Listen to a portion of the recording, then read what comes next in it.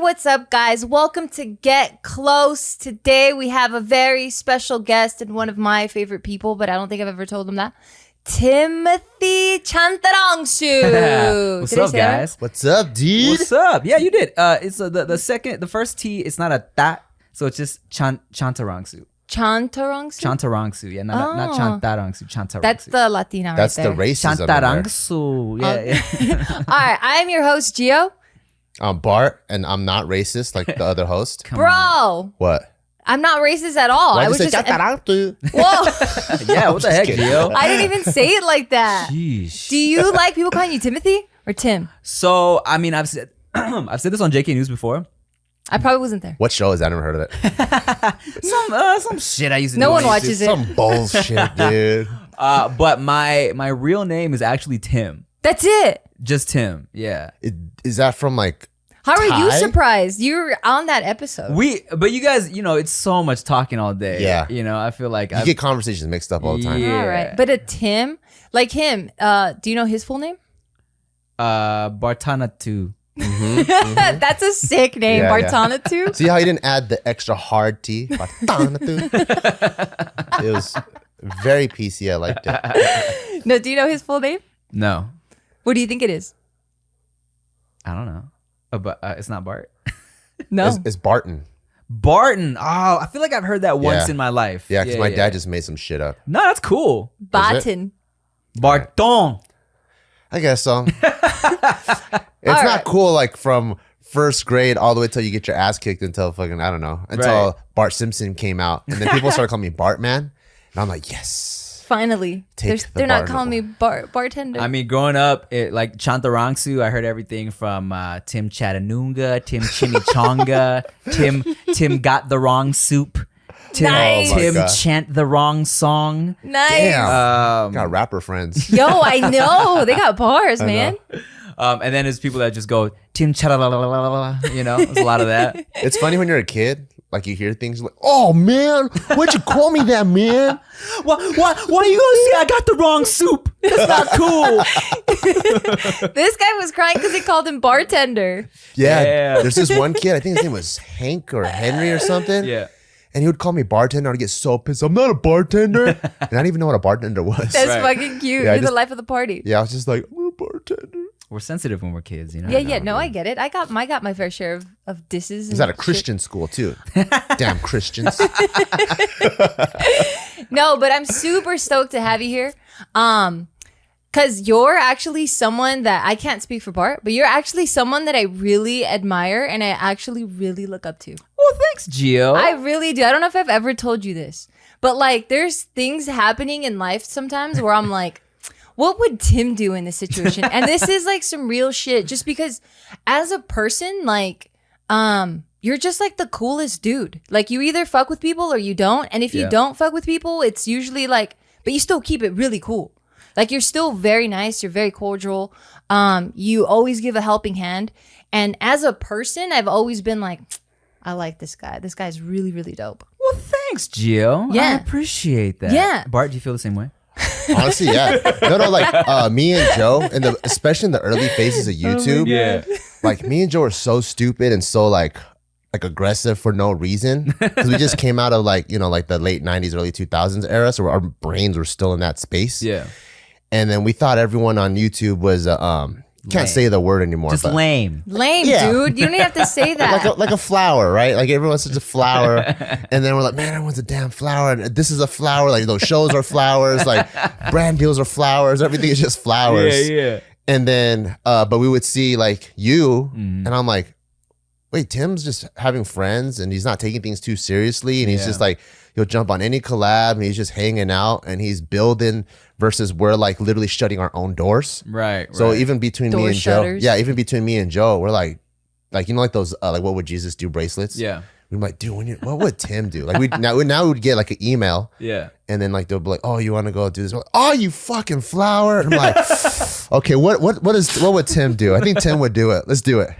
Yeah. Well, you know what? It was like, well, thank you guys. First of all, thanks Yeah. for the kind words. I just always felt like, I try not to burn any bridges, or I try to be nice to everybody just because, like you said, I don't necessarily fuck with everybody like that. Yeah. You know what I'm saying? Like there's not a whole lot of people I let in terms of like my close circle of people that I really would genuinely kick it with, right? Like most people, yeah. Yeah. That's very normal of you. You know, I feel like, you know, it's like some people are so, you know, eager to just like, they just want to, you know, I think people don't realize the difference between being cool with people and just like letting everybody, you know, they feel like if you are cool with somebody, then you have to like be best friends and shit. Yeah. And I just kind of look at everybody, you know, hey, we're cool. We can hang out.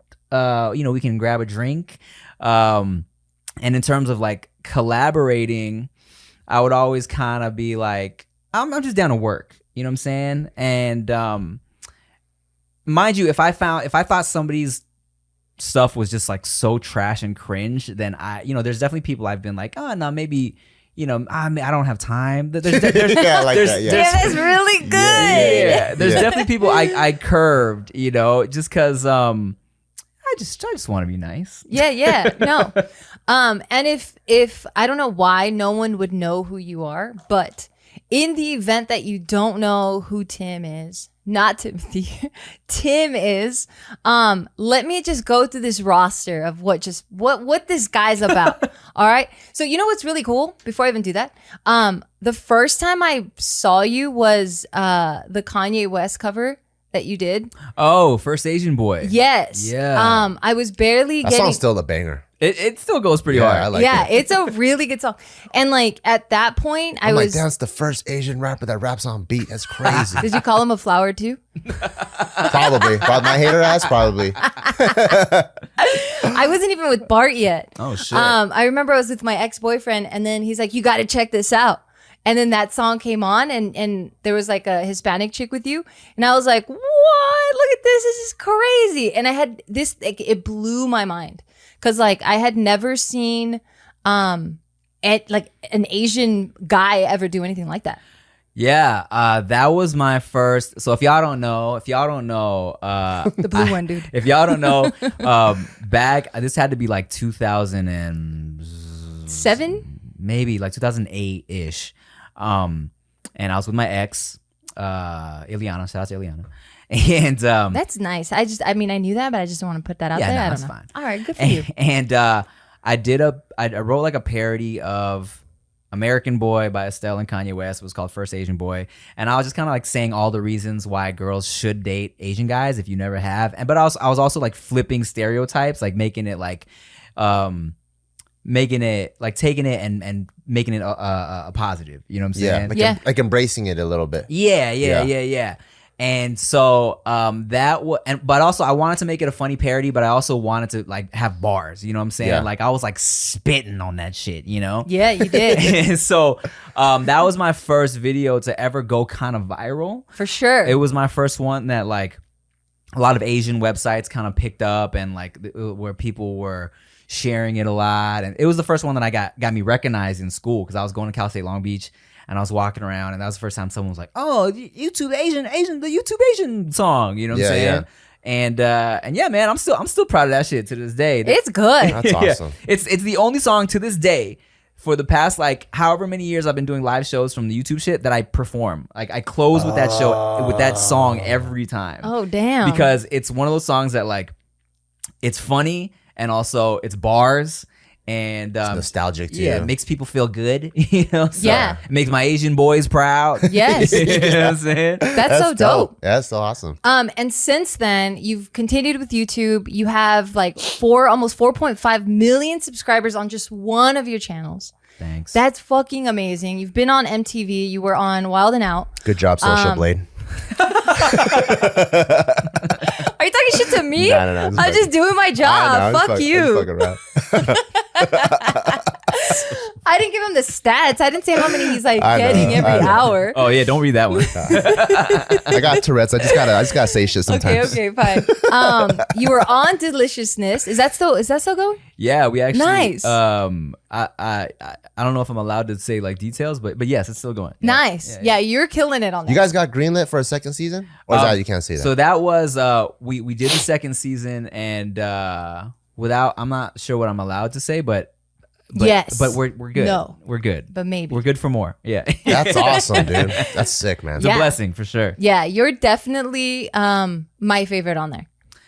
Thank you. What about Kelly Kapowski? No, she stole my man, all right? All right. So no, Zach was mine. Ah, man. You do send foods? I do send foods with David. Yes, It's a food. You guys go around and you try a bunch of food because you and David are both big foodies. You are He's a big foodie. I'm a smaller foodie. He's a huge foodie, dude. He's an extra large foodie. You're a co-owner of a apparel brand. Goodie brand, yes. Yes. That thing is fucking sick. Thanks. That's the hoodie.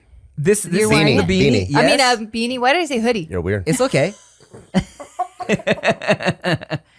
It's okay. You know, it's like, You see, he's nice. I don't like you. Hey, that's why I'm out in that seat. yeah, man. I'm glad Goodie Brand's doing it. You know, Goodie Brand was kind of a struggle at first. It's kind of hard to do clothes. I mean, I feel like you guys have such a loyal fan base. I think people love the barbell shit so hard, especially like, because you guys have clothes, but it's for a reason too. You know what I'm saying? It's like the workout shit. Yeah. To be like, when we were just trying to be like, hey man, I'm trying to make cool clothes that wasn't branded as me. Cause you know, I feel like I was selling Tim branded merch for a while, which did well. But then me and Rick were like, let's make a clothing brand that has nothing to do with YouTube. And it was kind of a struggle at first. For you know? sure. But we finally got a good like rhythm, and people are kind of, it's always nice when people that don't watch me on YouTube are like, oh, where'd you get that? You know what I'm saying? That's when I'm like, okay, that's lit, you know? But, No, this shit's really fire. Yeah, you guys are coming out some sick stuff. I like those shorts. It's almost like a paisley, but like Thai paisley. Oh yeah. Those are sick. Oh, I would love those. Yeah, those are dope. I like those. Thanks, man. Those are our Muay Thais. Muay Thais? Yeah. That's dope.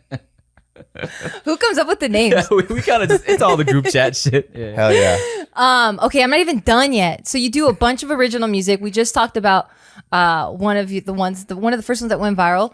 You just released one, I want to say a few months back or at the beginning of the year. Mm-hmm. And that one got like millions of hits. Well, the one I did with Russell, formerly known as Deep Pride. Yes. That one did like 5 mil last year, which was crazy. I was like, oh shit, people still fuck with the music. That's tight. I did one with the one I put out this year, did like 300,000 views, which still wasn't, you know. For original music, that's really good. It's so hard. It's really hard. I That's know. really good. I know. Thank you. Yeah, I haven't put out like an album in it's almost like 10 years now since my last album, but I like to drop a track every once in a while just to remind people that I rap still, you know what I'm saying? So show them what time it is. yeah, so I'm glad people still like fuck with it. Yeah, no, you do a fuck ton of shit.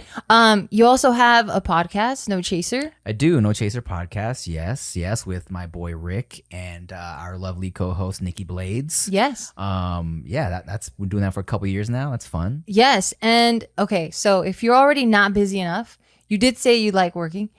You just had a baby. Yeah. The fuck? Like, who do you think you are, bro? You're trying to take over every Yeah, who do fucking you think you space? I'm trying to be like you guys. No way, you're way better. Gym owners. You're way better. No. matcha- Why do people do that here? You don't flip it on us. because we're it's- bragging about you, man. I'm happy to hear all of this fucking success.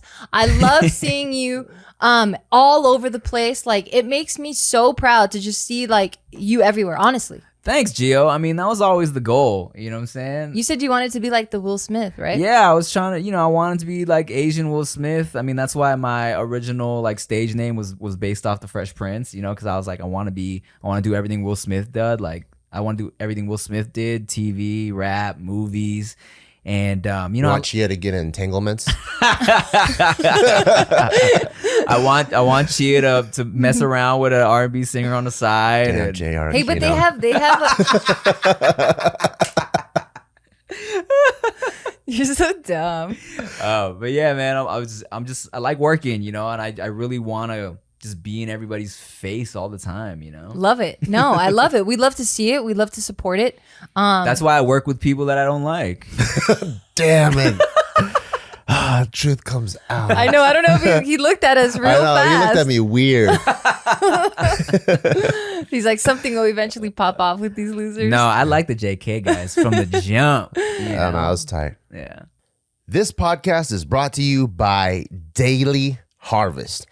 This time of year usually gets super busy for me because the holidays are coming up. So we got to get ahead on work and content so we can spend time with our families.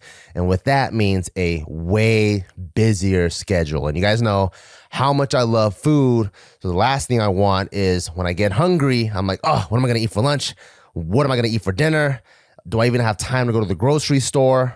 I almost have zero time. That's why I love freaking having Daily Harvest in my freezer, because it's always stocked up with delicious options that are ready in minutes. So Daily Harvest, they deliver delicious harvest bowls, flatbreads, smoothies, all of that stuff, even overnight oats, and they're all built on organic fruits and vegetables right to your door. And I love, love, love that about them, because many times when I'm making meals, I'm not making it just for myself. I'm making it for me, Gio, and our little baby dude, Taika. And so I want him to have healthy food. And that's what's cool about Daily Harvest, because they never use preservatives or added sugar or artificial anything. And that goes for everything that they have. One of my favorites is their broccoli and cheese harvest bowl. That bad boy is so hearty. It feels so good. It warms you up on a cold day, and Taika loves it too. So if you're like me, you're looking for quick food options, definitely check Daily Harvest out. Go to dailyharvest.com/Beaw, B-E-A-W, to get up to $40 off your first box, okay? Up to $40 off your first box. Go to dailyharvest.com/Beaw, B-E-A-W. With all the stuff that you have going on, like, what do you think is do you have a destination, like a clear picture, or you have like a general direction where you want to go? I've always, because people will ask me now, because I'll say shit like, guys, like, I've been doing this shit for over 10 years. I've been on YouTube for like 15 years. Wow. But I'm like, I still have so much more that I want to do, and I feel like stuff that I want to accomplish. And people ask me like, well, do you feel like you'll ever be satisfied? Yeah. And at this point, I definitely, like, I've technically knocked everything off my checklist, right? Like, in terms of rap, like when the YouTube music shit was popping, I mean, we were touring the world, Yes. doing shows, and my music's done pretty well for what I've put out, and like, And independently too. and independently, yeah, Which is amazing. yeah. Even before doing independent music was like really, I mean, everybody. I feel like now everybody's like fuck a deal, I'm Yeah. gonna just do this shit myself. But back then it was like kind of new, Yeah. Yeah. because everything digital was pretty new, right? Yeah. And you didn't have all these platforms where you can do it yourself. Yeah, exactly. I was on fucking, I don't know, MySpace Music, uploading tracks and Oh shit. God, MySpace was so good. I love it. I miss it. Fuck, me Yeah, because too. now you could just be like just on SoundCloud and have a straight up career, right? Yeah, I mean, and now you could literally, like, I mean, I feel like back in the day, you put stuff on, if you had something come out on iTunes, you're like, oh shit, this is legit. But Yeah. now, like, literally anybody can put their music on iTunes. Dude, get on fucking TikTok. Like, you put your music on Oh, TikTok, yeah. one person uses it, Yeah, I know. that goes viral, and you're done. Yeah, I mean, hopefully. Anyway. yeah. Like that Christian sex music we found. What's that? He'll show you later. I'll show you later. But there's this like song that I didn't even know was Christian. Yeah. But it sounded kind of like the lo-fi beats, like lounge cafe. Yeah. And then the way this guy was singing, he had like this raspy voice. Sexy. And then he was like, some of the lyrics were like God, I'll do anything for you. And I was like, whoa. And I'm like, Jesus, I'm sitting at your feet. And then he was just singing it like all like he was frustrated. sexy. We Yeah, haven't had sex sexy. in a minute too, so that might explain And it. then I'm like, damn. And I sent it to David. Yeah. I'm like, Christians are behaving like this? And he was like, they've been making music like this. I'm like, that's crazy. Interesting. They're all pent up. I mean, I've definitely heard some Christian R&B. Nothing that was like sexy though. Oh, okay. No, this shit was crazy. But yeah, and like I've been on a couple like TV shows, like cable TV shows, and I've had small parts in movies, and I've done like some independent stuff. But I mean, for me, I would love to just take everything I've already done like next level. You feel Yeah. me? Like, Yeah. the music shit's done cool, but I'd love to get like, like a real ass, like a hit. And in terms of TV, like, okay, yeah, I've been on cable, but I'd love to do something on like CBS, NBC, like network TV, And I Yeah. would love to be like in a real like blockbuster ass movie. You know what I'm saying? So it's like everything, yeah, I've done to an extent, but I want to just keep progressing and keep evolving and make shit happen, Yeah. Especially now that I'm like, I feel like I've been working for so long to really get my foot in the door even. Yeah. You know, because I feel like now, just recently, past couple years, people have been more open to Asians being in regular roles, right? Yeah. And so, you know, and before, I think a few years ago, people would get, like, traditional actors would get irritated by, you know, digital people auditioning for stuff, because they'd be like, oh, fucking influencers. Yeah, influencers, like they're getting parts just because they have the numbers and blah blah blah, and some of them can't act. They got these movies and they can't even act, and like a part of me like agrees with that. Yeah, I'm like, yeah, that's true. I've seen some shitty movies. Yeah, some shitty movies for sure. I've been in a couple, but like, but also, you know, I also look at it like I grinded for 10 plus years on YouTube to have these stats as a tool to get me in the room. Yeah. You know, where it's crazy now, where now for certain parts you go on auditions, they're like, okay, where are you from? Where, you know, state your height, what's your name, and like how many followers do you have? Whoa. Yeah. I've definitely auditioned for shit like that too. So, you know, it plays a part now where I feel like, oh, okay, where for the past 10 years they were looking like, oh, what is this online stuff you're doing? And now it's, you know, it helps me get in there, you know? So yeah. With all the like I think all the stuff that you've done, I think one of the biggest life-changing things is becoming a dad. For sure. And you know how like that kind of changes perspective on things. Like for me, a lot of the stuff I thought I was doing for like my career or whatever, or for myself, but then once you become a dad, then it's almost like if it doesn't benefit me and the family, I don't know if it's that important. Mm-hmm. So for you, like, let's say everything went away, like all the Hollywood, all the people, and it was just you and yourself. Maybe it's just you by yourself. Like out of all the things that you've done, whether it's in entertainment or not, what's something that you feel the most proud of? My most proud moment, aside from having my cute little baby, of course, is you don't have to say that. She can't hear you. She is cute though. But she's fucking cute. I'm gonna force her to watch this in a few years. Okay, good. I was probably paying off my family's house. Oh, that shit made me cry. Man, yeah, me too. You know, because that was, look, when I was in junior high school, telling my parents I was gonna, you know, be in movies and stuff, and you know, they always were supportive of me doing entertainment. They went to all my little plays and that's awesome. And all that shit, you know. So when I was in high school and like shortly after high school, where I would be up late doing like little dumbass videos with Super Ego and PD Flow, and like we'd be doing our like trying to film our own movie, and like it was like really late nights, right? And my mom would be like, "Oh, why are you doing this?" I'm like, "Trust me, like it's gonna pay off. It's gonna pay off. Like I'm gonna amazing. Like I would tell them, I'm gonna pay off your house. Watch, right?" And then so when I finally got to a point where I could do it, it just felt like such a like a validation for me. You know what I'm saying? And like, oh, and let me tell y'all some shit. If that made you cry, let me tell you some shit's just gonna make you cry. Right? I'm about to cry again. So, when I gave my parents the check for their mortgage or whatever, you know, my dad was like, I knew it. And right. You've been talking shit the whole time. Yeah, I know, talking bad shit, but he was You're like, not going nowhere, I man. knew you could do it. And then, but my mom, after the camera was off, you know, and we're just talking, and she was like, finally, I can take a break. Oh my God. I know. And I was like, that's when I was like, oh, Mom. And you never knew that. I mean, I knew she was tired, you know, because, you know, from the restaurant? Just from like life and like the restaurant and working, you know, because she was always working like late nights at like restaurants and stuff before we had our own restaurant. Yeah. And she was always complaining about how tired she was and how much work, you know. And then so she was like, I can finally like rest. I can finally take a break. I was like, oh, Mom. Damn. Yeah. That's fucking what's That's up. when I got like teary, because like, you know, shooting the whole video, you know, I was like, oh, okay, you know, my mom cried in the video, but I wasn't really like tearing yet until she said that. I was like, oh. Yeah. Yeah. That's Damn. fucking beautiful. Yeah, I'd be proud of that shit too. Now that she's all like talkative, we're like, fuck, why'd I pay off the mortgage? You got all this energy and shit.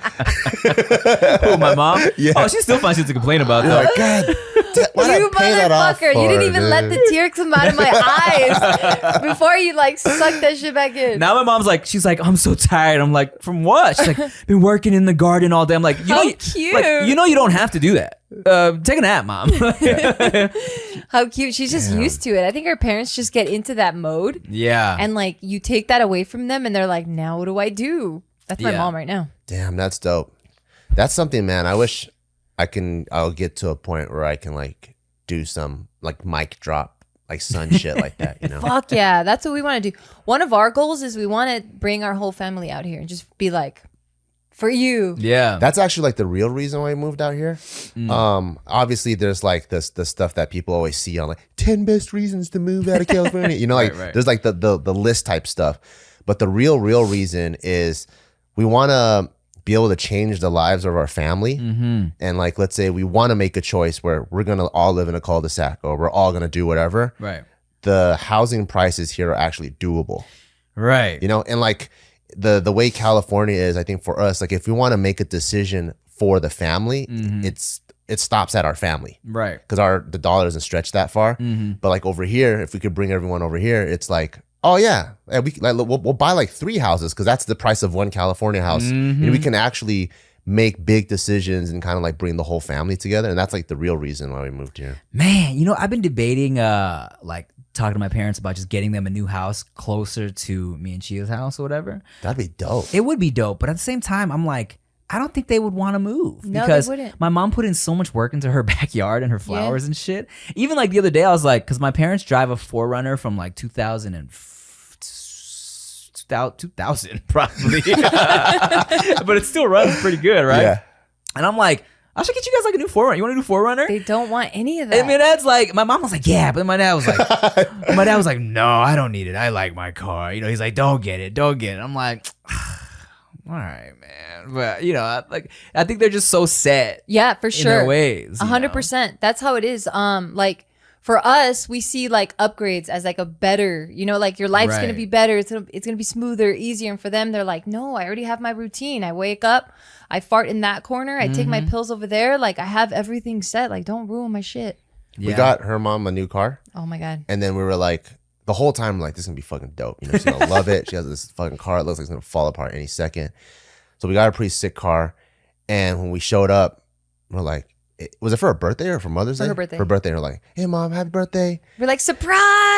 And then she looks at it. She just starts bawling. She goes, take it back. What? And we're like, you know, and I like, had the camera. So he was hiding. Oh, no. Filming, like vlogging this whole thing. I'm like, cars don't work and I was like that. this. I was like, you can't take a receipt Right. and go, you get the, I want a refund. She thought it was a waste of money or what?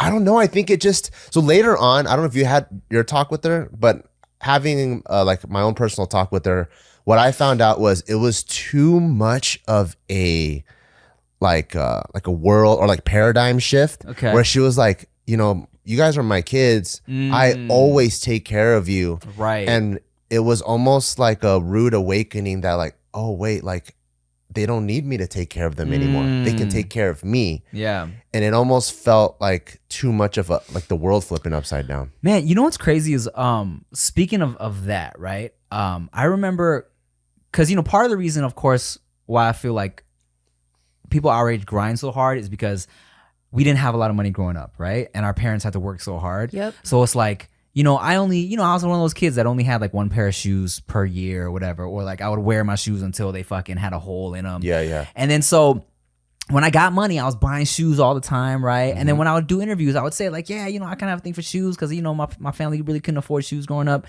Or like we were tight with the money, whatever. And then one day I was in Thailand with my dad and I seen a pair of shoes at some store and my dad was like, and I was about to buy them. And my dad was like, no, let me get those for you, right? And he was like, I always felt bad that I couldn't get you the shoes you wanted when you were younger. And I was like, oh my God. And I was so like touched, but also I almost felt guilty for all these years talking about how my parents couldn't afford shoes. You know what I'm saying? It's because they wanted to. Yeah. And I this whole time I was talking like, yeah, this is this is why I grind. This is my motivation because we were broke growing up. But I didn't for one second think about like, oh, how does this make my dad feel? That like every time I say this, he's like, shit, my son wanted more shoes and I couldn't afford to get it. So when he said that, even though he was just trying to be nice, he's like, let me get you the pair of shoes. I felt bad. I couldn't get you the pair of shoes you wanted growing up. I was like, oh my God, sorry. Damn. You know? Damn. Did you guys get matching shoes? You guys should have got some how matching. cute. No, I was like, he bought them for me. I was like, oh, these are ugly. I think. No. Nah, man. But I feel like like you said, the parents are shit. so set in their ways that they don't really even. And we're just like, we're such a grind mentality. We're like, nah, we gotta, like, why not get a bigger house? Like we need a bigger house. Everything's from your perspective. Yeah. But then you like when you see it from your parents, you're like, oh fuck, it was actually different. You know? Right. I mean, there's like a Buddhist principle, right, that says all suffering comes from desire. So if That's true. if you're just happy with what you got, then you don't want other shit. You're not like, oh, I need this, I need that, and you're just happy. Yeah. Yeah. Tell it to the YouTube algorithm. The views just dwindle by itself. God damn it, I need more views. If it stayed the same, I wouldn't have this desire. You're so dumb. That's like when you were saying that somebody asked you the question of like are you ever gonna be satisfied? Yeah. That already is like asking it in the wrong way, like in my personal opinion, right? Because it's like yeah, of course you're satisfied, but it's like, what's wrong with just wanting to elevate it? Right. Is that satisfaction? You know what I mean? Yeah, and that's the thing too, right? Is because people will say that like, if you're never satisfied, you're gonna work and work and work, and then you're never gonna get to enjoy anything you worked for, right? Yeah. So I always try to make sure to keep a balance of work and play. You feel me? Because it's like, I think, of course, you can get into this habit of grinding so hard, and then, sometimes I kind of have to check myself if I'm like working so much that I can't do dinner with my family, or if I'm away from like Chia too much or something like that. I gotta remind myself, I'm like, okay, I'm working hard, but like, what am I working for? Right. You know what I'm Yeah, saying? what is it for? It was like, oh yeah, so I can take care of my family, so I can, take care of my wife and my kid, right? So if I can't take a break and actually enjoy it, or like actually look around and be like, oh shit, I'm doing good. Like, life is good. My family's beautiful. This is nice. You know? Then it's like, oh, what's the point, right? Right. Then it's like, it's kind of for my own ego, right? But I still gotta pump that ego too. You know what I'm saying? I got shit I'm trying to get done, Yeah. No, I think it's healthy when you're grateful for what you've accomplished, but you're still down to push more. And I don't think, at least if you have like a healthy ambition, I don't think there's a destination. Right. Because you're still just exploring parts of yourself, right? Like, let's say you're 40 and you're like, oh, I did pretty good for 40. There's still going to be 41 or 42 or 45. Like, you're still years ahead of you. Yeah. So those years ahead of you are meant for you to explore and learn more things about you. But I do think when people are asking for that destination, they probably are just tired too. Like, fuck, when is all this shit gonna end? I'm just tired of grinding. Right. Yeah. I just, and that's the thing too. I think I enjoy grinding, and that's one thing the baby did for me, right? Is I feel like I always had so much shit I want to do. Like, I always, for like the past few years, I'm like, I'm going to record a new album. I'm going to write a movie script, right? I'm going to do all this shit.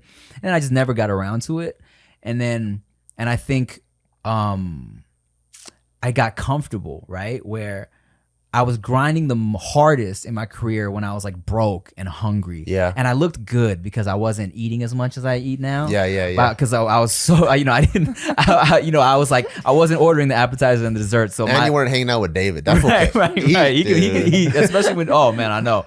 But like, my jawline was on point and shit. But like, that's when I was grinding the hardest, and I had to remind myself, there's another saying, right? It's like, what is it? It's like, comfort is the enemy of progress or some shit like that, right? Yeah. So it's like, and it wasn't until, and now that I've had the baby, and I'm like, okay, I have a new reason to work hard again, because it's like, if I really want to just give her everything I want to give her, then like, okay, here's my motivation to actually get back in the studio, record this album. Get that jawline. Get that jawline back, work out, I guess. Oh, maybe not. Yeah. I jumped the gun there.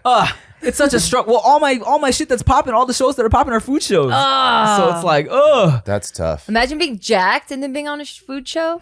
I wouldn't trust that show. I would never watch a food show where a guy was jacked. I'm like, bro, you're not eating this shit. That's a good point. I like that. That's a good point. That's a Sen good point. Foods was way better than when David was fat. That's a good point. Yeah. With all the like, I think people when they see social media, right? They call it like their highlight reel. So people see wins all the time. Right. And there's tons of losses that come with it, or even like false losses or valleys that people don't see. Yeah. In your career or even in your life, has there been like a moment where you're like, fuck, and you feel like you regret what happened or something that didn't really go your way, but then later on you're like, this made me who I am, and I'm so glad that happened? Yeah, 100%. Well, there was never anything that was like major that made me like depressed or anything and made me want to quit, right? Yeah. It was always, and I'm grateful that me and my crew of homies, we had a lot of big fails early on. So it was like, I kind of understood that this is just something that's a part of it, right? Like when we did, back in 2006, we did a rap song called Kings of MySpace that went kind of viral for back then.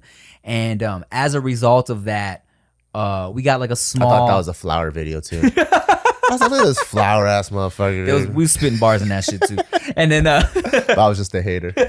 And so as a result of that, we I mean, it was a little flowery. As a result, but in a great way. It's funny because all of me and Joe's content are the floweriest shit in the world. You guys are smothering each other in honey. I know, flowers. dude. I don't know. That's great. But as a result of that, we got like a little movie deal, right? Yeah. And then Sick. and then that's little flower. I know. But you know, it was so early on, and this was High School Sucks, the musical that never came out, and Oh right, I could have sworn it came out. Nah, you're right. we prematurely dropped a few of the musical segments from that movie, and what fucked up was, just to give you some background, right?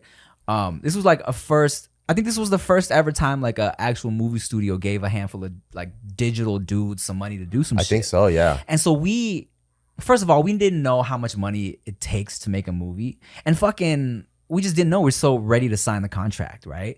And basically halfway into doing it, we ran out of money. And we were like, we need more money. And they were like, no. So we were like, all right, fuck it. We're not going to finish it, right? So, and then it just kind of fizzled off into the atmosphere and nothing happened. You know what I'm saying? And they own the rights to it, so we couldn't do anything with it. But since that shit fucked up so early on, it was a lot of times where in the beginning I'd be so hyped, right? I'm like, oh yeah, I'm about to be in this movie. This guy said he has a part for me in this, or I got this going on, I got that going on, and I would tell so many people, I get hyped for it, and then it would fall off and fail or whatever would happen, and then people would be like, bro, what happened to the movie, right? And I'm like, shit. You talk too damn much. Yeah, I talked too damn much. I shouldn't have got people excited. I shouldn't have got excited, you know? And I think early on I just learned that, man, look, there's going to be so many auditions I do that I'm not going to get, so many deals that even after I sign this shit, it's not going to happen, right? And so many opportunities that I thought are going to be like my big break that just fizzle off and die. And so I just kind of learned early on not to get too hyped, and just all I can really do is just keep working, you know? All I can control is what I do, you know? And so like I always tell people, there was literally been like 5 different movies that I was told I was gonna be the star of. You know what I'm saying? Like shit where I've been at the table reads and they've been like, guys, we didn't get the funding we wanted, but we're gonna do it ourselves and this movie is happening, right? And I'm like, lit. Or like movies where they're like, all right, man. You're like, I heard that 4 times already. Like legit, where they're like, here's a script for this movie. We want you for it. We got we got J. Cole. He's ready to go, and it's like all this shit. I was supposed to fly to India with Rick to shoot another movie. Like all this shit that just didn't happen, right? Yeah. And so I just kind of learned early on, you just gotta keep on doing what you do. The first audition I ever got was Wildin' Out. That was the first yes I got. Were you like, oh, this is easy? Every audition I do, I'm gonna just get it. Well, not really, because that one. You already auditioned many times before that. I had done a few auditions. I got it mixed up. I thought you like the first audition you ever auditioned for. No, that was the first one that I got a yes to. Yeah. But that one was lit because. Well, here's the thing. I think I'm not a good in-room scripted auditioner, to be honest. Yeah. Like if someone has a part for me, like I always kill this shit, right? Like, and I remember one time I was on set for something, and this old white dude, he was like, "Let me tell you something. when they told me there was gonna be a YouTuber guy being in this, I thought, oh God. But he was like, but you can really act. I was like, thank you. Kind of. Thank you so much. I was really like appreciative of that, you know? Yeah. Because I know there's a stigma around that, right? But so I know I can kill this shit, but I think in the room, I don't necessarily audition well, right? It's a different skill. It's a different skill, especially since like it's weird when there's like, you know, like 3 people just staring at you. You're trying to be funny and they're just kind of like, right? It's like, or they're reading the lines to you hella dry. Super dry. And then I yelled, rape, help me. And you're like, I'm supposed to cry in this scene. You're not motivating me at all. This doesn't get, you're giving me nothing here. Yeah. So when I got Wildin' Out, it was dope. Well, especially since that was more, it's not scripted. It was just me like, you know, rapping and improvising, making jokes and shit. So that was cool. But for scripted shit, you know, I'm still really trying to find my groove. I've probably only booked like a couple scripted little things here and there, but I'm working on it. Dang. Yeah. So you're trying to hit, if possible, the music, the acting, what's the other space? TV movies. Okay. The rap, you know, at this point, the music for me is more just because I like doing it. I'm not necessarily trying to get a hit, especially since I feel like, you know, like the music that's a radio hit necessarily isn't like, it's not the music I do. You know, I like being witty and shit. I like spitting bars. So I feel like radio shit, you know, it's not, people aren't listening for lyrics necessarily. Yeah, it's a way different like type of music. Yeah. So when I write raps, I just kind of enjoy doing it. Like when I make music, it's now it's more so for me.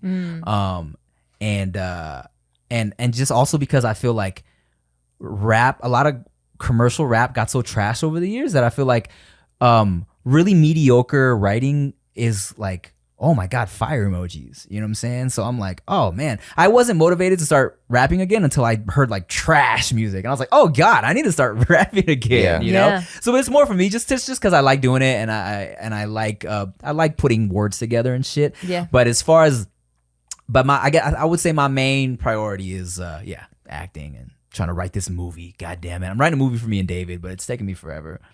Do you think since like you've been through so much and you know that like you just gotta keep putting like one foot in front of the other for success and there's nothing that's guaranteed to be successful, do you think like let's say nothing ever pops off the way that you want, but you still keep pushing the needle, right? Because I think as long as you work hard, there will be more and more projects, but it might not ever be like the big banger project you're looking for. Right. You think that's something that you'll be satisfied and happy with? Well, you know what? I feel like at this point in my career, right? And this is one of those moments where I can look back. Let's say nothing huge was like pop off, right? I, of course, can still look at my life and being like, man, I did well for myself. Fuck yeah, you did. You know, I think at the end of the day, I'm glad I just put in like maximum effort and pursued what I wanted to do and was able to make something happen. You know what I'm saying? And the fact that I could actually be somebody who like repped for my Asian dudes and my Asian peoples and like wasn't out there being a stereotype, you know what I'm saying? Like and I put out stuff I could be proud of and I was able to, you know, take care of my family and stuff. I would have like, I'd be totally happy with what I've done. That's awesome. Is carrying like the Asian, like killing that stereotype and reframing everything, is that like something that's really big that you carry with you? Yeah, I mean, that's originally why I kind of got into like really the entertainment industry. You know what I'm saying? Because I remember, because you know how like, okay, my old stage name is from the Fresh Prince, right? Yeah. And I remember Fresh Prince being my favorite show growing up, and then watching. And then the one time, or the first time I saw an Asian dude on the Fresh Prince ever, it was this episode where Carlton, his tux had shrunk at the dry cleaner before prom. And he had to wear like a baby blue, like ruffle, stupid, like Dumb and Dumber tux, right? Oh, okay. And then he was all embarrassed. And this group of nerds walks by and they have similar tuxedos on. And the Asian one was like, hey, Carlton, nice tux. And I was like, oh, shit. never seen an Asian guy on Fresh Prince until right there, and it's a fucking nerd in a stupid tux. And I remember thinking, if this is the first time I've ever seen an Asian guy, then this is the first time everybody that watches the Fresh Prince who doesn't grow up around Asian people, this is the first Asian person they've seen on TV. You thought all of that? Yeah, because at once? Yeah, because I remember thinking like, other people see this and this is their only perception of Asian guys. You know what I'm saying? And I was like, that's not me. And this is you in high school? It's like, I don't know, like 5th, 6th grade. God damn. That's pretty deep. That's really deep. I guess so, you know? And I just remember thinking like, I need to change that, you know? And then of course there was another episode with Dante Bosco who, you know, Dante, I feel like Dante was doing he was breaking stereotypes before all of us. He right? didn't really look Asian though. So he was like half. But you could tell he was Asian. Yeah. Though. I would see Dante pop up. I'd be like, oh, I can do that.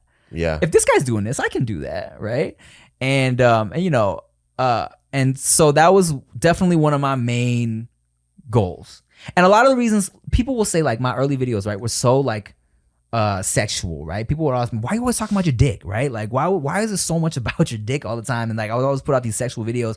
And a big part of that was I felt like even though there were a lot of Asian guys on YouTube killing it, like, you know, Niga Higa and Kev Jumba, the Wong Fu guys, I felt like their vibe was still like, oh, we're awkward around girls. You know what I'm saying? Like, yeah, we're funny and we're attractive, but we're still like, I'm kind of awkward, I'm funny, like, but I'm not necessarily someone who gets girls, right? And I never had an issue like getting girls. Okay, growing let's say up. that out loud. Okay. So I was like, let's put that out there. Let's talk about like my sexual experiences. Let's talk about my dick to kind of provide, oh, this is a sexual Asian dude who like smashes the vagina regularly. Nice. And it's not awkward. You know what I'm saying? Yeah. And it's like, and I really wanted to emphasize that part of my life for my like Asian peoples, you know? Yeah. But you were 5th and 6th grade when that was like such a fucking deep, profound thought.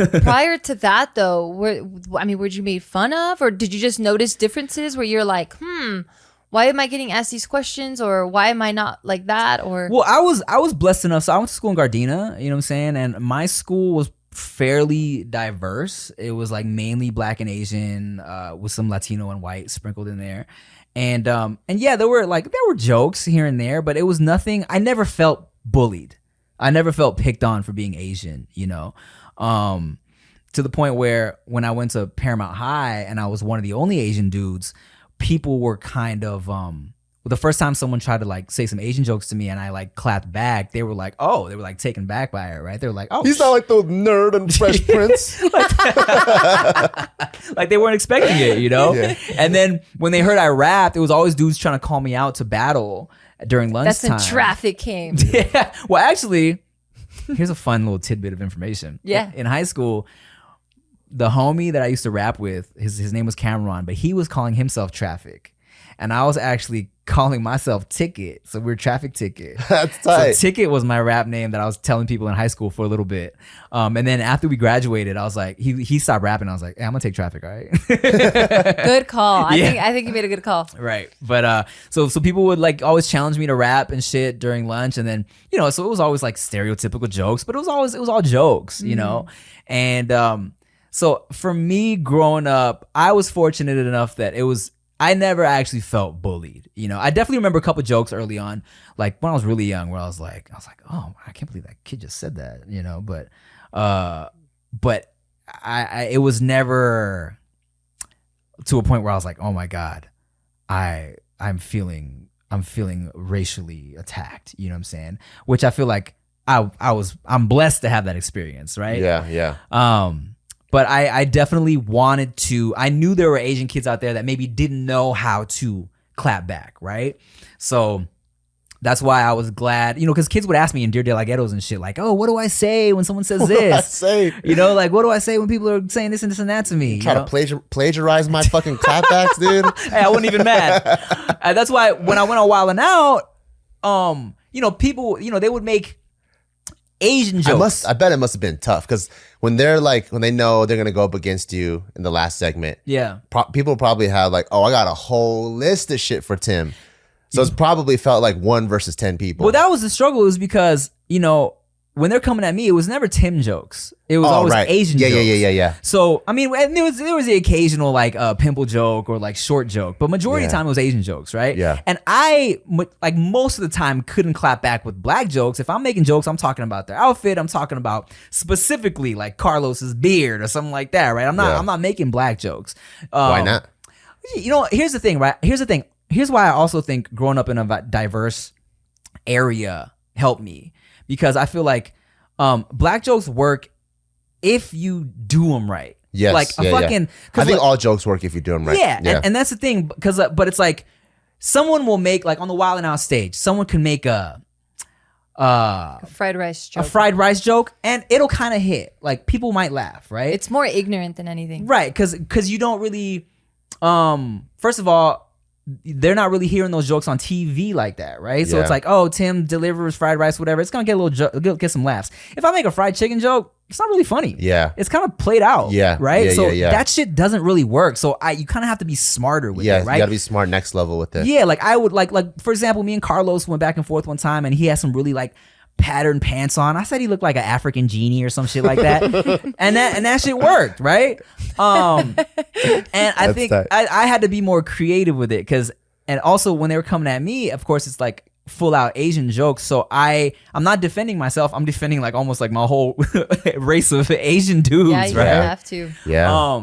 But I think it was helpful for me, because some dudes will be like on the fucking chat rooms like, oh, Tim was on stage on Wild 'N Out, letting them say those racist jokes to him. Oh my Jesus! He's an Uncle Wong, right? What the Uncle fuck is Wong. that? I don't even know what that means. Like an Asian equivalent of like an Uncle Uncle Tom, Tom, right? And I'm like, bro, do y'all not watch the fucking show? Do you not hear me clapping back at like every joke? Like every time they had a joke for me, I had a rebuttal for it, and that's because I grew up where we were always cracking jokes at each other. You know, it's like where I didn't like cry about it. I would clap back, you know?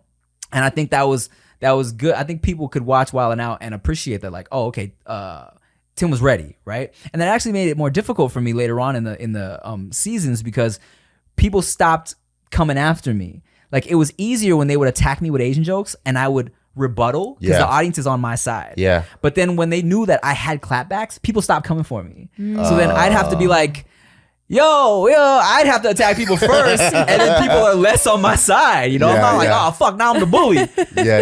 But yeah. Damn. So you've always been, sorry if you had a question, but you've always been like the super positive dude.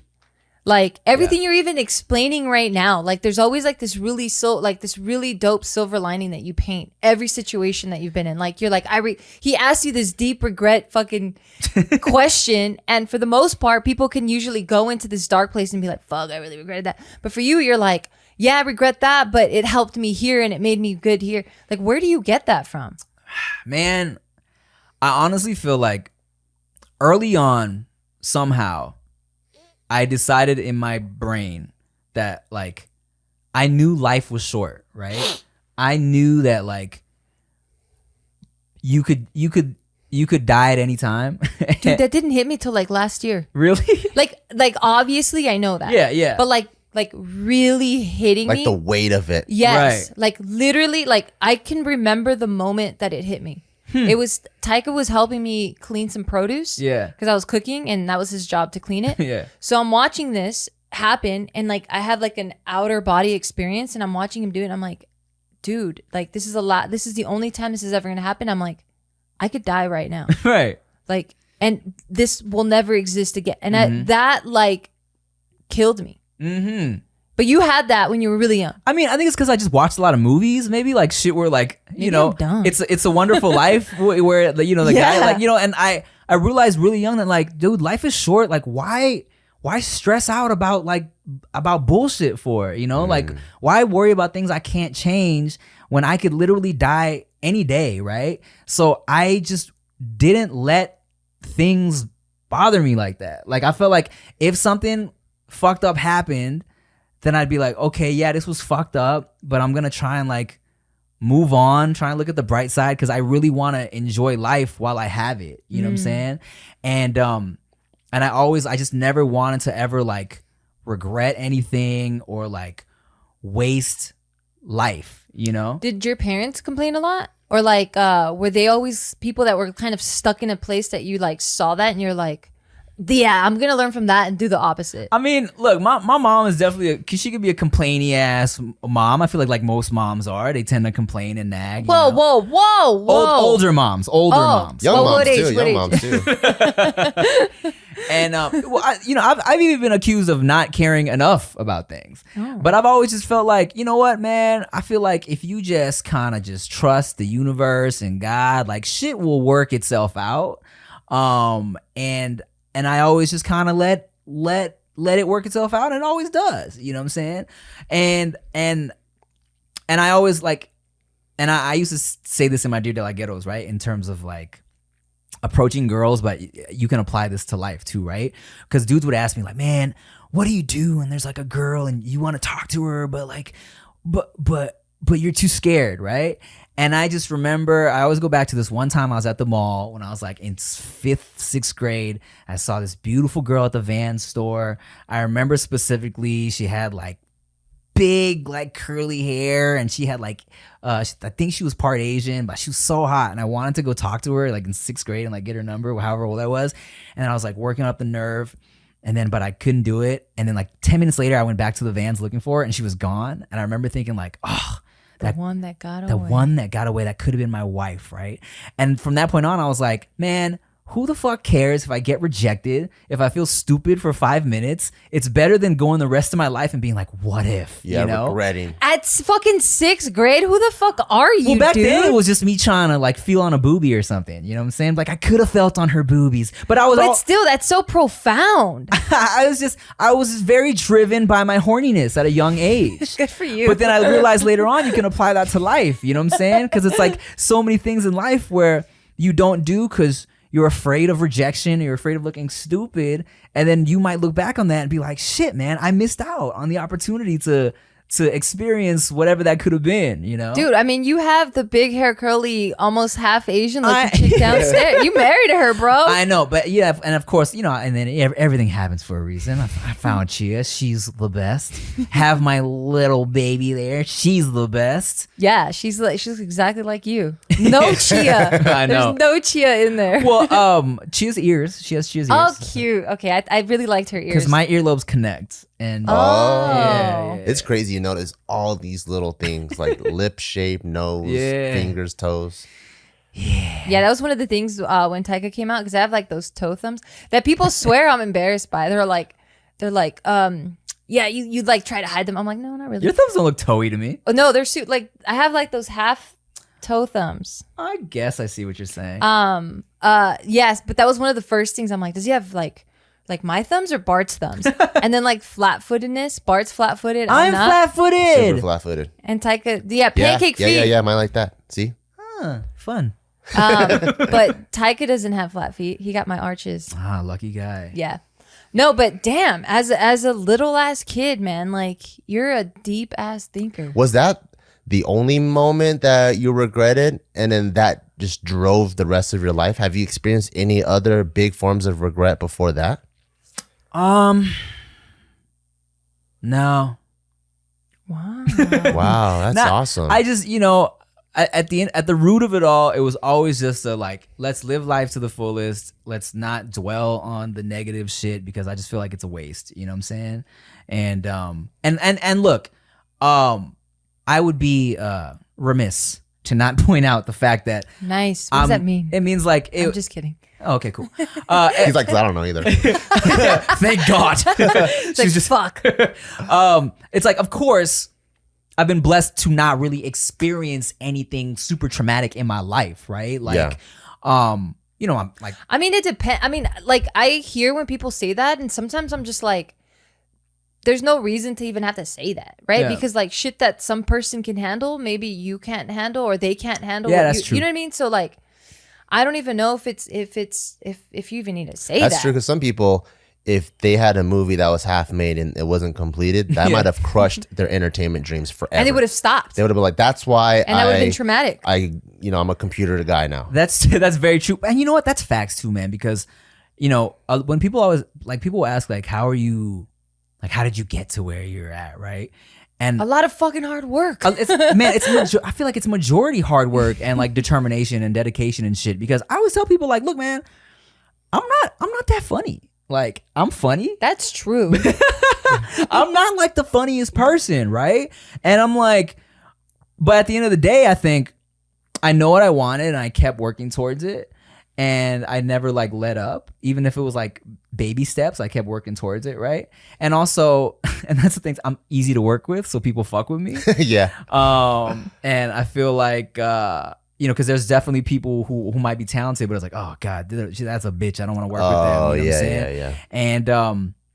And I've definitely been on sets where they're like, oh god, yeah, thank God you know what you're doing, because there was Viners we were working with. God, it was Jesus, it was a nightmare. They can't read a fucking teleprompter to save their life, right? And I'm like, I think I'm just my positive attitude has helped me in life, brother. Not only get work, but the fact that I feel like shit, I don't want to waste time dwelling on dumb shit.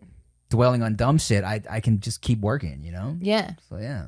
With all the stuff that you have and skills and things that you've gone into, like let's say you had a chance to redo your whole journey with the same skill set and the knowledge that you have now, you think you would have taken the exact same steps, or would there be things that you would have changed, or even a different career?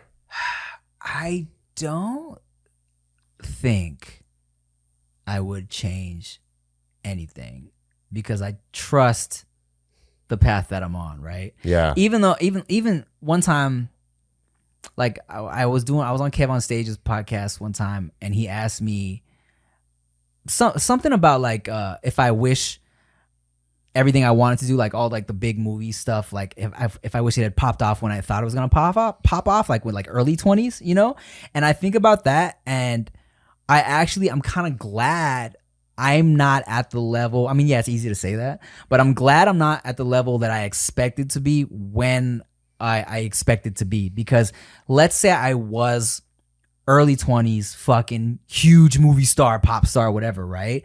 Like, I probably wouldn't have met Chia.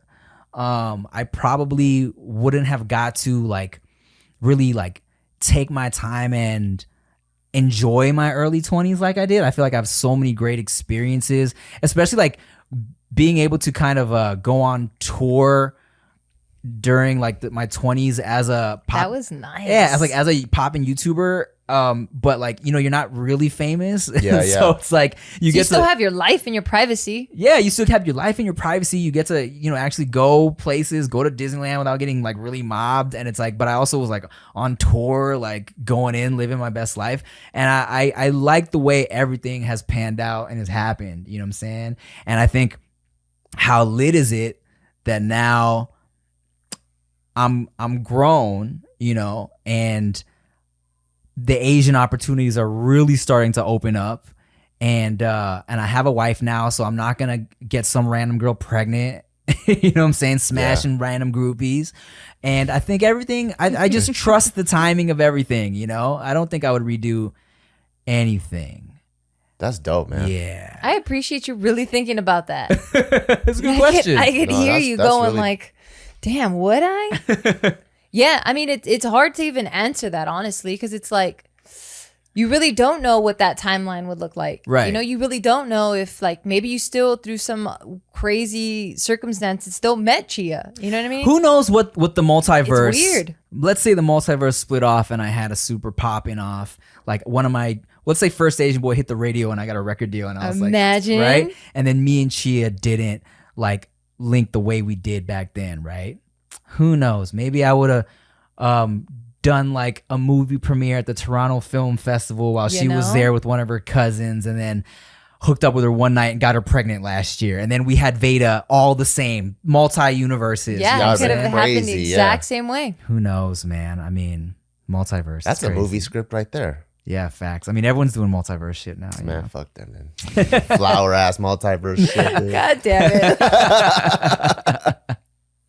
But yeah, man, it's like, I think I just trust the process, and I trust like life, and I trust the universe and God and everybody. I love how you like like when we talk about ourselves, we tend to downplay a lot of our own shit because I mean, who sits there and really like thinks about how great they are, right? Right. But from like an outside perspective, yes, you're saying like, oh, I keep a positive mindset, I'm easy to work with, whatever. But from the outside, like, you set boundaries.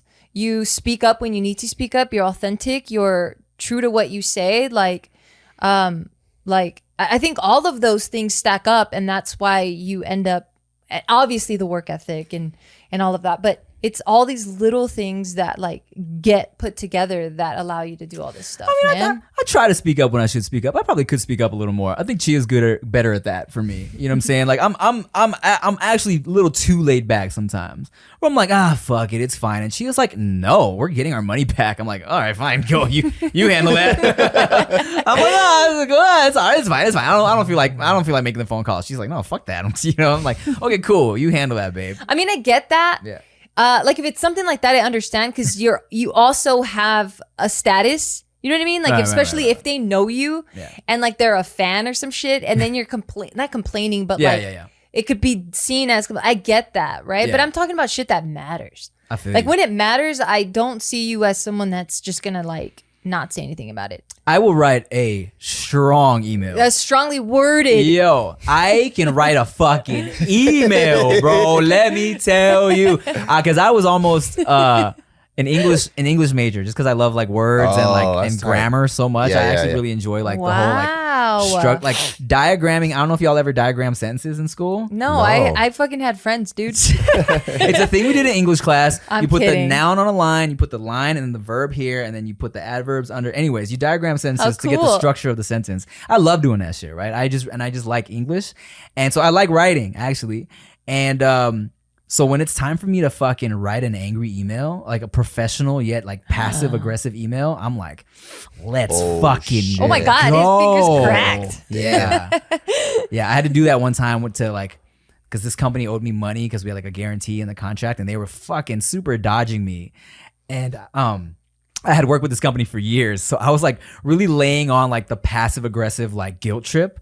I'm like, just so you guys know, I find it very disrespectful that after years of working together and building a relationship, you would, at this point, I'm finding your absence as a form of disrespect, and I think that you should. And I was like going in, and I was like, and immediately they replied and like paid me the next day. I was like, fuck yeah, and I ended, and I was like, bitch, at the end. You did not. No. You did Backspace is not. Sometimes you gotta get it out. No, this shit's gonna get leaked, and it's gonna be worse. For real, man. I'll do that shit with comments sometimes where I'm about to go in and I'm like, nah. Ugh, yeah, same. if I'm shitting, I'll reply every time though. I'm like, you motherfucker. I like when you reply to people and they say some stupid shit and you write, you're dumb. No, yeah, I'm always like, they'll write some shit. I'm like, I always go, LOL, are you dumb? Not even are you? It's just like, you're dumb. And I'm like, that is the best fucking comeback. But sometimes I get so mad. I said, literally the other day, some guy commented and he said something and I was like, LOL, are you dumb? He was like, wow, just because I disagree with you on something, you're gonna call me dumb? I've been supporting you for like something years. I was like, and I was like, nah, I mean, why would you blah, blah, blah? And he was like, okay, fine. And then I was like, and he was like, okay, fine, love your vlogs. And I was like, okay, fine. You are dumb. No, and I was like, okay, fine, you're not dumb. Sorry. That's tight. I was like, okay, maybe I shouldn't have called you dumb. I'm sorry. It's hard, man. Most it's people hard. in the comments, I think they're like borderline dumb? like on tilt already. Yeah. So when they're replying, it's not even their best self. That's facts. And then sometimes when you're replying, you're also like, I don't know, you've been in traffic or some shit. And then so you're like, and then like later on, like it's like a knot that could just literally just pull the string and everything is out. And you're like, why did that even happen? Yeah. And it's a difference between going back and forth with someone for an hour or like saying something nice and then being like, my bad, bro. I was in a good mood or I was in a bad mood because that's definitely happened. Yeah. I've literally had people like years later being like, hey man, just so you know, years ago I was talking shit in your videos and came across something and I just want to apologize. I was having a bad day. It's like, fuck, man. Yeah, I guess it sticks with people, huh? Yeah. I had a guy who was leaving hater comments on my shit for like, I want to say like years, like consistently. Whoa. Oh, well, let's say a year. And let's say his name was Barton Babe. Okay. All right. Okay. And then he was He always sounds like a dick. it got to the point where if I didn't have a hater comment from Barton Babe, it was weird. I was like, what happened to fucking Barton Babe? Where's my fucking hater comment, right? And one day I was doing a meet and greet in Vancouver. Uh-oh. And this guy came up to me and he was like, hey man, it's me, Barton Babe. And I was like, that's you? What? This guy doesn't even know he was being a hater? No, he was like, yeah, man, look, I'm actually a big fan. I just like talking shit. And I was like, oh my God. He was like, all right, can we get a picture? I was like, yeah. You've been ruining my day for years. What the fuck? Yeah, fucking People showed are up. interesting, dude. I have a commenter that I absolutely love. It's obsolete, like a bunch of numbers. And every single post, shout outs to obsolete, he always writes, look at Hoochie Papa doing his twerk thing. Every single comment. Interesting. And then I forgot what happened. One time he didn't write that. I don't know if it was about like Taika or dogs or something. Yeah. And he's been doing this for like years. And he just wrote like, aw, like that. And then I was like, what? Yeah. Are you okay? Yeah. And so I replied, I'm like, I wrote something like, how come Obsolete's not doing his Hoochie Papa twerk thing or something like that? And it was just dope that like there's just this one post, because it could be about anything. Yeah. It could be about food, traveling, whatever. And it's always, look at Hoochie Papa doing his twerk thing. You do like one of the vlogs on your dog's dying. Look at Hoochie Papa doing his twerk thing. This guy is awesome. Oh my look God. for him now. All right. No, I'm sure he has time. He doesn't have the time to do that. But no, man. Last thing I want to touch on, unless you have something, is the fact that you've said you've been on YouTube for 10 plus years now, right? Yep. This will be my 15th year. Woo! Wow. Shit. Yeah, man. Yeah, 15 years. And your mental health seems fucking fantastic. Yeah. Yeah. Yeah. How do you do that? I don't understand when people when they're like, I had to take like a month break or whatever, because like I said, here's what's important, right? For me. I think it's super important to keep a balance. You know what I'm saying? Like balance your work with your just life and regular lifetimes. I think a lot of these YouTubers that like get burnt out, they are like a slave to like the schedule of it. Like daily vloggers, of course I can see how daily vlogging would get burnt out. That's why I stopped. Yeah. Doing I was probably daily vlogging for like a couple months before I was like, okay, I can't do this anymore. Yeah. But I think people that don't let themselves breathe and they're like, oh my God, if I don't get this up now, like what am I gonna do? Like I need to crank this out. I need to get this out. I need to get this out. That's when they just get burnt out, and that's when their mental health struggles, because now they're not living for themselves anymore, you know? True. And I think, dude, just take a break. I mean, or like you don't have to upload all the time. I think that's the beauty of YouTube, is like we're our own boss. We make our own schedules, you know? And I always tried to make sure I was like just keeping it balanced, you know what I'm saying? And that's why I stopped daily vlogging, and that's why I've never really even been on an actual schedule, because I just want to just kind of do the shit when I want to do the shit, you know? Yeah. And if people were ever like, yo, where's the video? I'm like, close my laptop. That's dope, man. It's like you don't see it. It doesn't That's exist. sick that you're able to just shut it off, and I think that really helps with the mental health part of it. I think it's super important. Because some people shut it off, but then it's still in their brain, you know? Yeah, I mean, and it's definitely in my brain too. Like, if it's been longer than a couple weeks without putting something on my main channel, I get antsy for sure. Yeah. But I just kind of have to remind myself. I'm like, hey man, like you're doing this for you. And I think it helps that Chia is not so much in this world, a personality in this world, because Yes. especially when vlogging, I have to make sure she's comfortable,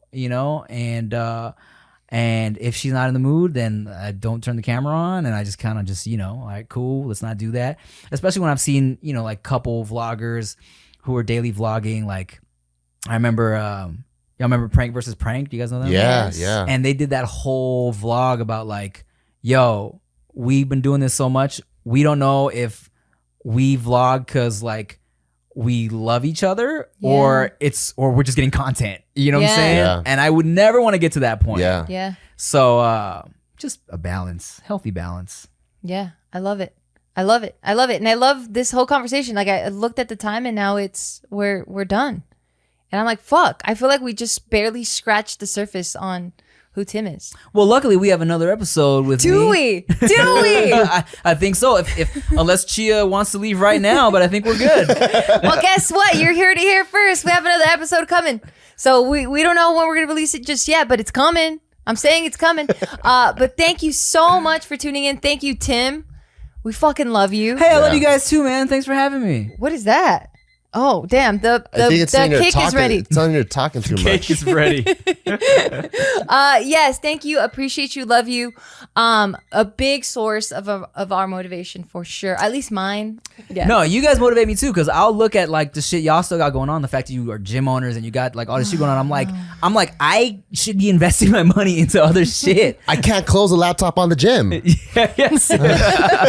It's fucking there. Yeah. But no, thank you. It was a joy having you here, man. Hey guys, thank you for having me. I love you guys, and your house is beautiful. Thank you. All right. Thank you also for watching, and we'll catch you next time.